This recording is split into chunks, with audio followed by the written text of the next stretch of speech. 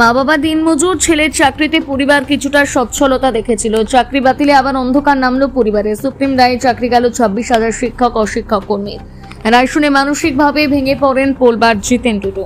হুগলির পোলবার সুগন্ধা গ্রাম পঞ্চায়েতের কামদেবপুর গ্রামে জিতেন টুডু হারিট হাই স্কুলে 2018 সালে 18 এপ্রিল চাকরিতে যোগ দিয়েছিলেন। গ্রুপ ডি পিয়ন পদে চাকরি পান তিনি। আজ যখন রায় ঘোষণা হয় তখন স্কুলেই ছিলেন। রায় শুনে মানসিকভাবে ভেঙে পড়েন। তার মানসিক অবস্থা বুঝে স্কুলের শিক্ষকরা তাকে বাড়িতে পৌঁছে দিয়ে যান। জিতেন বলেন, দেশের সর্বোচ্চ আদালতে আজ 10:30টায় রায় ছিল। স্কুলে ছিলাম তখন। রায় শুনে হতাশ হয়ে পড়ি। আর স্কুল থেকে কি করব, বাড়ি চলে আসি। সরকার পারলে সবই করতে পারত। এসএসসির কাছে নথি নেই, সবই আছে। আমাদের কাছে সমস্ত কিছু ডকুমেন্টস আছে।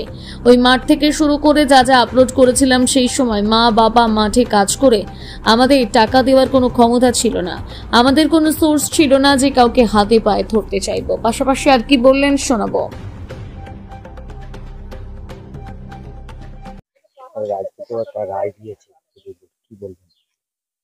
কি আর বলবো, মানে সুপ্রিম কোর্টের উপর একটা আস্থা ছিল যে আমরা যোগ্যরা যেন ন্যায্য বিচার পাই, কিন্তু সেই আশাটা একদম আমাদের হতাশাজনক আজকে রায়টা পেলাম। আমরা 2018 সালে 18 এপ্রিলে জয়েন করেছিলাম হাইট হাই স্কুলে। কোন পদে? গ্রুপ ডি পিয়ন পদে। আজকে কি শুনলে? আজকে শুনলাম 10:30 থেকে রায় দেওয়ার কথা ছিল। 10:30 স্কুলে গিয়ে পৌঁছেছি, তখন এই রায় জানতে পেরে গেছি। আর ভালো লাগেনি ওখানে। আর কি আর করবো, ওখানে সারাটা দিন থেকেও তো মন খারাপ লাগবে। তাই হেড স্যারকে বলে বাড়ি চলে এলাম। এই এক্সামও চলছিল, এক্সামের সমস্ত কাজগুলো মোটামুটি বুঝিয়ে দিয়ে চলে এলাম। যে এরকম একটা রায় মানে পুরো প্যানেলটাই বাতিল করে, কি বলবেন? এটা তো উচিত ছিল না। মানে যতই হোক, মানে সরকার পারলে সবকিছুই করতে পারতো। এসএসসির কাছে কি নথি নেই? সবই আছে। যে আমরা যে পরীক্ষা দিয়ে চাকরি পেলাম না, আমাদের কাছে সমস্ত ডকুমেন্টস আছে। যে যেমন ভাবে এসএসসি ওদের সাইটে আপলোড করেছিল, সেইভাবে আমাদের কাছে ওএমআর থেকে আরম্ভ করে কত কি নাম্বার পেয়েছি সবকিছুই আমাদের কাছে আছে। পদ্ধতি মেনেই আপনি পরীক্ষা দিয়েছেন? হ্যাঁ, যেমন 2016 সালে মানে মানে ফর্ম ফিল আপ, মানে 17 সালে পরীক্ষা দিয়েছিলাম আমরা, আর 18তে রিক্রুটমেন্ট হয়েছে। একদম সরকারি যেভাবে নিয়ম পদ্ধতি ভাবে হয়েছে সেইভাবেই আমরা মানে চাকরিতে জয়েন করেছি। বলতে তো দুর্নীতি হয়েছিল, কি বলবেন? দুর্নীতি হয়েছে সেটা তো আমরা কি করে জানবো? আমরা যেমন প্রসেসে পরীক্ষা হচ্ছে সেই প্রসেস অনুযায়ী আমরা পরীক্ষা দিয়েছি। না, টাকা পয়সা সত্যি কথা বলতে কিন্তু আমার কোনো টাকা পয়সা ছিল না যে টাকা পয়সা দিয়ে চাকরি করব, সেই অবস্থা আমার ছিল না। বাবা মা মাঠে ঘাটে কাজ করে, লোকের কাজ করে, সেখান থেকে আপনাকে তো মুখ দেখে তো চাকরি দেবে না ওরা। টাকা যখনই চাইবে নিশ্চয়ই 2-5 হাজার টাকা লাগবে না, ওদের লাখে লাখে টাকার ব্যাপার আছে। সেখানে আমাদের 1 টাকাও দিতে পারতাম না সত্যি কথা বলতে। আর কোনো সোর্স ছিল না যে কারো কাছে গিয়ে যে চাকরি পাবো, কারো পায়ে হাতের পায়ে ধরে যে চাকরির ব্যবস্থা, সেই সুযোগটা আমার মানে সেরকম চ্যানেলও ছিল না আমার। যোগ্যতা অনুযায়ী হ্যাঁ, যেমন আমার যোগ্যতা সেইভাবে মানে গ্রুপ ডির পরীক্ষা দিয়েছিলাম, মানে চাকরি মানে পাসও করেছিলাম। বলছিলাম আমার কাছে সমস্ত নথি আছে, মানে এসএসসি যেমন ভাবে মানে ওদের ওয়েবসাইটে আপলোড করেছিল সেইভাবে সমস্ত ডকুমেন্টস আমাদের কাছে আছে। কত কি নাম্বার পেয়েছিলাম, ওএমআর পর্যন্ত সব ডাউনলোড করেছে।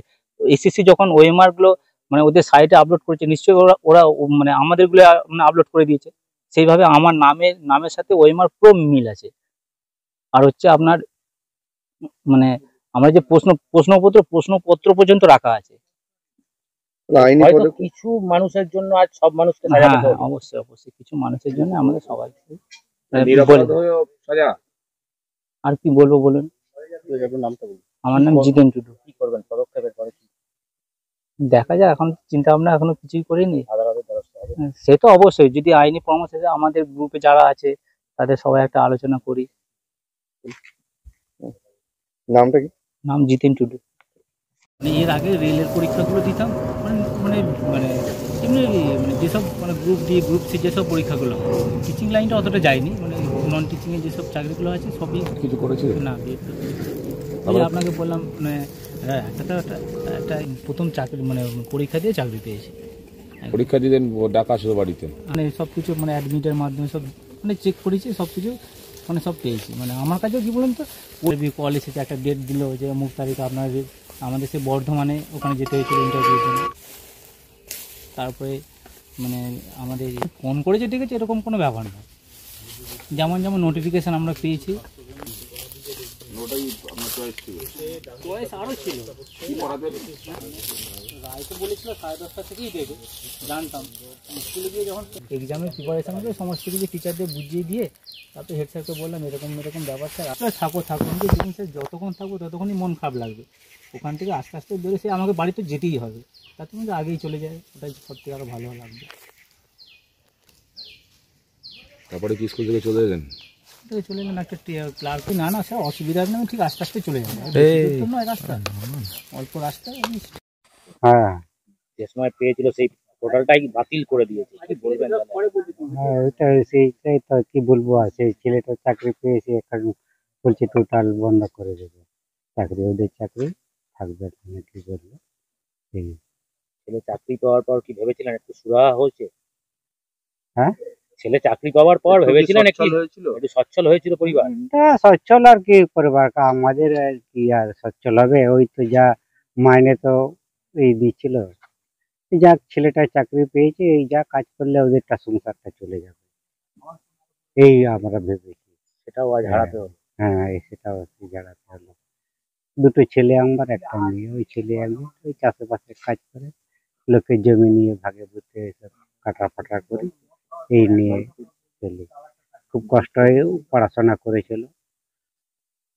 আপনারা তো পড়াশোনা করেননি, না আমরা পড়াশোনা না, পড়াশোনা শিখিয়ে লাভ হলো কিছু? না কিছু লাভ হলো না। আর সরকার যদি এরকম করে নিজস্ব কোনো জমি আছে? না কি এক কাটাও নেই, কিছু নেই, লোকের জমি লোকের জমি ভাগে করি, লিজ দিয়ে করা হয়। চাকরি পাওয়ার আগে কি ছেলে আপনার সঙ্গে কাজে আসতো মাঠে? হ্যাঁ কাজে আসতো, সবসময় কাজে যেত, কাজ করতো, একটু আধটু যেটা পারতো সেটা হাত পাত দিয়ে দিত, যে এটা আমি নিয়ে যাব, এটা একটু সকালে কাজ করে দিই, তারপর আবার স্কুল কলেজ চলে যায়, এইসব। কিছু মানুষ দুর্নীতি করলো, সেটা দায় করলো সরকারের কাছে। হম এর থেকে কি আর বলো হবে, আর কিছু নাম আমার বিশ্বনাথ টুডু। কি বললো? চাকরি পেয়েছিল আমি তো জানি না কত সালে, আমি তো বলতে পারবো না বাবা। কি শুনলেন আজকে? আজকে তো শুনলাম, তো আজকে তো চাকরি থেকে বললো যে সব রিটার্ন দিয়ে দিয়েছে, যে হবে না তোমাদের এখন কাজ। কি এই অবস্থা কি বলবেন? একজন ছেলে চাকরি করতো, কতটা খারাপ লাগছে? হ্যাঁ তো কত খারাপ লাগছে তো এখন। কতদিন হলো পেয়েছিল চাকরি? বলতে পারবো না, ছেলে না হলে, আমি তো লেখাপড়া জানি না বাবা। এমনি ছেলে কি আগে মানে চাকরি ছাড়া আর অন্য কিছু করতো নাকি? হ্যাঁ ওই স্কুলে অঞ্চলে সুপারভাই কাজ করতো। ও ছেলে কি এটা স্কুলের আগে, স্কুলে চাকরি পাওয়ার আগে? হ্যাঁ ছেলে পড়াশোনা করেছে কত তো? ও তো বিয়ে কমপ্লিট করেছে তো।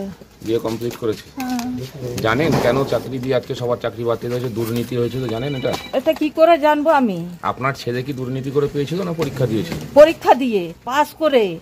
তাহলে কি বলবেন, মানে আপনার ছেলে দুর্নীতি করলো না চাকরি না, চলে গেল? দুর্নীতি করে চাকরি পায়নি আমার ছেলে। আমার ছেলে পরীক্ষা পাস করেছে, আর 1 টাকাও খরচা করিনি, যে চাকরিতে ঢুকেছে ঘুষ দিয়ে, সে টাকাও আমরা দিইনি। আমার ছেলে বলেছে, মা আমি টাকা ঘুষ দিয়ে চাকরি করব না, আমরা গরিব মানুষ কোথায় পাবো, আমরা এই যে বাড়ি করেছি খেটেই করেছি। তারপরে চাকরি যে পাওয়ার পরে একটু ও সাহায্য করেছিল। কি বলবেন, নিরপরাধ হয়েও সাজা পেতে হলো? হ্যাঁ তাই তো। বিয়ে থা করেছেন? হ্যাঁ 2টো ছেলে তো। দুটো বাচ্চা আছে? হ্যাঁ একটা মেয়ে একটা ছেলে। কত বয়স বাচ্চাগুলোর? একটা তো ওই ছেলে বেরোলো, আর একটা মেয়ে এই 1.5 বছর হয়নি। কে কে আছে বাড়িতে মোট? ওই তো আমার 2টো ছেলে আছে, 2টো বউ আর বাবা। এ কোন ছেলে? এটা বড় ছেলে, কি নাম ওর? জিতেন টুডু। জিতেন। এখন কেমন সকালবেলায় কিছু করেছিল, কোথাও গেছি তো কিছু শোনার পরে? না আমি তো জানি না, আমি তো চলে গেছি কাজে, মাঠে কাজ করি, এবার মাঠে চলে গেছি, এসে শুনছি, আমি তারপরে মনটা যেন কীরকম হয়ে গেল আমার, এসে মনটা খারাপ লাগছে। এসে আমাকে বলছে, তুই স্কুল যাস না কি? মা আজকে থেকে বলছে চাকরিতে জয়েন হবে না, তোমাদের ছুটি দিয়ে দিয়েছে। তো কিসে? বলছে হ্যাঁ সরকার বলছে যে ছুটি দিয়ে দিয়েছে। কি নাম আপনার? আমার নাম হচ্ছে মৌলি টুডু।